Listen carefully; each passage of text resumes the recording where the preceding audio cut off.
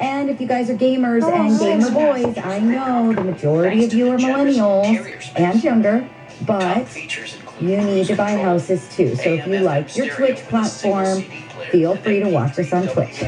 And gamer girls. There's a lot of gamer girls. There are definitely. And I've got a really, really cute young gamer boy that I could definitely maybe introduce you to. There you go. We'll play matchmaker at the same time. Exactly. Gamer, matchmaker, mortgage consultant. I mean, you name it. We're in for it. Yeah, absolutely. Well, how was your week?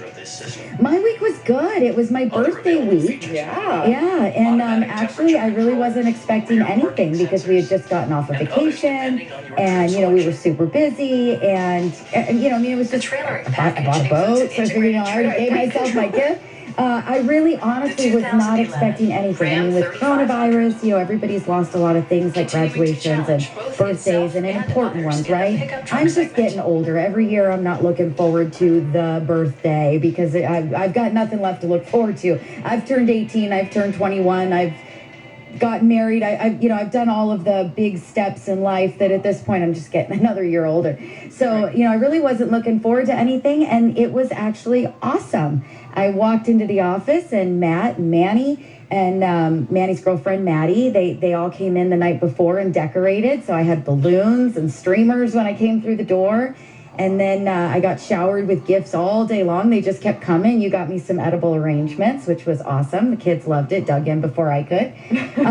I got some flowers from Carrie, which was, you know, super cool. I got home, there were flowers from my dad. And I just kind of figured Matt actually ordered some lunch, and we had some margaritas here at the office while we worked. And you know, I just really wasn't expecting any of that, and I was really blown away. So then I went home and I kept drinking. I mean, it was my birthday. Right. And I woke up Saturday morning not feeling so good. So, you know, I was trying to recover. And I kind of figured, all right, well, cool, it's Saturday, birthday's over. And, you know, I'm going to just kind of chill all day and do nothing and maybe nurse that hangover a little bit. Right. And all of a sudden I had people walking through my door. And, you know, my mom showed up and my sister showed up and her kids showed up. And next thing I knew, it was all family. And we probably broke the 10 people rule a little bit. I think we maybe were at 14, maybe we're maybe 4 over, but it was 100% all family, and it was really, really nice. I mean, again, nothing that I expected, nothing that I anticipated. I really didn't care. I was super happy with everything I had gotten the day before, so I was feeling really, really loved this year. Very awesome. loved. Yes. Good. Yes. And then I got, how about that super awesome video that I got? Oh my God, so amazing. Yeah, so right? yeah, so the gentleman that actually did our Mortgage Mom radio jingle sang me a birthday song and texted it to me, and it was just phenomenal. It was so sweet. It was so nice. And you know, so no, I was very blessed this year. I'm very happy. It put me in the right mood. I feel like 2020 can end, 2021 can start, and and I'm just gonna keep going on that same high. That's great. Yeah. Yeah, big shout out to Drew Young, because that was such a sweet video. He's a great guy, and It really was. worked hard for that. So It was awesome. No, it was amazing. And you know, Carrie, who works for us, is, you know, we're gonna call them married. They're basically married. You know, so it was just so sweet, and it was great. So anyway, that was my catching up with her. Good. Yeah. So Aunt Pam says slumming it is the way. Just going back a few minutes, and then also said she's watching on Twitch right now too. So thank you for being our probably one Twitch viewer. She is. Thank you so much. Great job, Aunt Pam. That's right. I say it every single week, and my entire family always watches us live, doing this live, and so we've now got our one view on Twitch. Hey, you got to start somewhere, huh? It does. All right, so everybody listening, you guys are like, okay, we're tired of hearing your stories. We are Mortgage Mom Radio. I know you guys enjoy it when we talk about mortgage, and we're going to get there. I swear, it's coming. But remember, if you guys want to watch us live, you want to ask those questions, we'd love for you to do that. Do it live with us Wednesdays, live at 5. Really easy to remember. You guys can follow us on Twitch, YouTube, or Facebook. Wherever you want to watch us, you can find us. Everything is always Mortgage Mom Radio. If you guys want to find our website, it's mortgagemomradio.com. You guys want the phone app, all you got to do is text the word MOM to 36260. That will send you the link to save to your home screen, and you'll have our phone app. Anything that you guys can do from the website, you can do from the phone app, including applying for your loan, watching YouTube videos, calculators, you name it. If you can do it on the website, you can do it there through that phone app. But you got to text the word mom to 36260. If you are a phony like me, and that is PHONIE, not PHONY, but if you are a phony like me and you do not want to open that computer, just get the app. It really is cool. But anything that you guys, any questions that you have, you can email us from the website or the phone app. You can call us from either. You can pretty much request a pre-qualification. You guys can request a rate quote. You can do anything that you want from mortgagemomradio.com or from the phone app. So anything at all that you guys need, please reach out. Give us a call. It's 844-935-3634. And with that, I actually want to say that I once again today got another person on the phone that talked to me and said, I just can't believe I'm talking to you. I really didn't think that was going to happen. And that is why you make an appointment and get on my calendar. A lot of times if you call, we can get you in same day. So if you call in the morning, there's usually an afternoon appointment that we can still get you on the books and you can still talk to me. If not, it's right the next day. If I am really that behind, which happens, I mean, I went on vacation and I was behind, obviously. But if I'm really that behind, then we've got Carrie, we've got Cindy, we've got Larry. So we can get you set up with a loan officer that can definitely help you same day. So I do want to make sure that everybody out there listening knows. If you want me to just say, no, I'll wait for. And if you don't want to wait for me, which is totally okay, just say, no, I really don't want to wait because you get me somebody now. And, Matt is going to reach out to everybody and see who is available and get you transferred over. So you guys can get the information that you need when you need it. And that's really, really simple. So just call us. It's 844-935-3634. That's 844-WE-LEND-FOR-YOU. That is LEND and the number 4. So let's get to mortgage and real estate and all that good idea. Fun stuff. So do you have anything, because we always start this way, what's come up this week that you've encountered that you feel is important for people to understand, to know, to hear? So I want to talk about our initial disclosure process. Okay, I like that. So, because it is very important, actually. It's really important. We haven't really talked about it. We've never talked about it. In the 4 years I've done this show, I've never talked about disclosures. Yeah. I mean, I've talked about closing costs and but never this initial disclosure process. Yeah. So it's coming up a lot, and it's confusing for a lot of clients, and because we're asking for documents to sign, and then all of a sudden they're getting an email, and sometimes that email doesn't have all the stuff that they've agreed to after we've gone back and forth. And so back when we had the market crash in 08, 09, whenever kind of became that problem, right?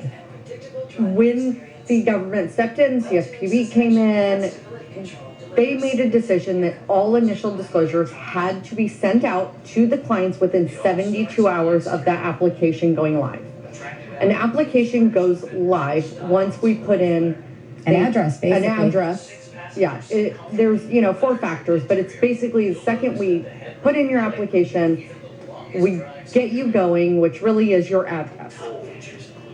Documents have to go out in 72 hours. Yeah, and it's a lot of things, but I mean, somebody goes to my website and they apply for a loan, and I import their information, and they've got what they think their property value is, their home address, their social security number, and their birth date. We're determining that you have now applied for a loan. So from the time that I look at it, I have 72 hours to get you documents, and many times we can't get our numbers straight within 72 hours. Right, because in 72 hours, you may have given us that information. We've go ahead and import it into our mortgage system. And now we've asked you for some documents. We've asked you for income documents, asset documents, maybe a couple other things for you to sign. And now we're talking about what rate you want. Do you want cash out? Do you not want cash out? What the difference is between the cash out, no cash out. What are your taxes? What's your insurance? There's a lot. Do you want the impounds? Do you want the impounds? Do you not? Yeah. Well, at that point, 72 hours, it comes and goes very quick. And it's 72 hours, not business hours.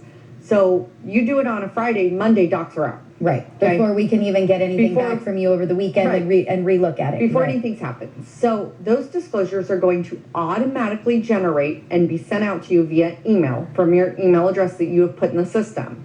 So that's one thing that's very important. We have to have an email address for each person on the application. Each borrower. Each borrower. So 1, 2, 3, 4, doesn't matter. Each borrower needs their own unique email address. Right. Hubbly has to have his own, and Bubbly's got to have her own. Right. Right? Everyone has to have their own. Yeah.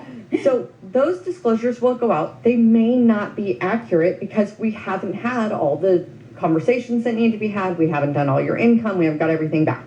So long, short, those documents have to be signed, accurate or inaccurate. Those are basically saying, yes, I want to proceed with the application process. Correct. They're not locking you into a single thing. Those documents are for you to see that we didn't spell your name wrong, your social security number wasn't turned around backwards, the loan amount is where you want it to be. It's for you to give us feedback on, yeah, this looks great, but I don't want impounds, or I do want impounds, or why are you showing my HOA there? I don't want my HOA in my payment, which, by the way, your HOA is not in your payment. We get that question a lot, so we'll kind of talk about it. Yeah. But it's for you to look at it and come back to us and say, you know, I really want this, or I really want that, or hey, remember, I didn't want 30 years, I want 26. Right. You know, and that happens a lot, right? So it's something, though, that if you are giving us your intent to proceed, yes, I applied for the loan, yes, I want to move forward, but these are the changes that I want to make. The nice thing is that every single time we make a change of any kind at all, you get a new disclosure. So when we change it from 30 years to 26, when we fix your loan balance because you don't want to bring cash in, or maybe we change your loan balance because you do want to bring in cash and you don't want to finance your closing costs, whatever that change might be, every single time you will get a new redisclosure. But that original package that goes out that's 85 pages long, you're only going to do that once, because those are a lot of the government disclosures that have to go out. Yes, I'm intending to proceed. You're signing your IRS 4506T so we can order transcripts. You're signing your borrower's authorization so that we can get your employment verification. There's a lot of things in there that are just initial package disclosures that you need to get through and sign them. Right. And no matter what, that has to be signed. We can't change them. We can't correct them. We cannot reissue them with any changes. Also, there is also a time frame on signing those electronically. Nobody wants to wet sign 85 pages with multiple signatures on certain pages.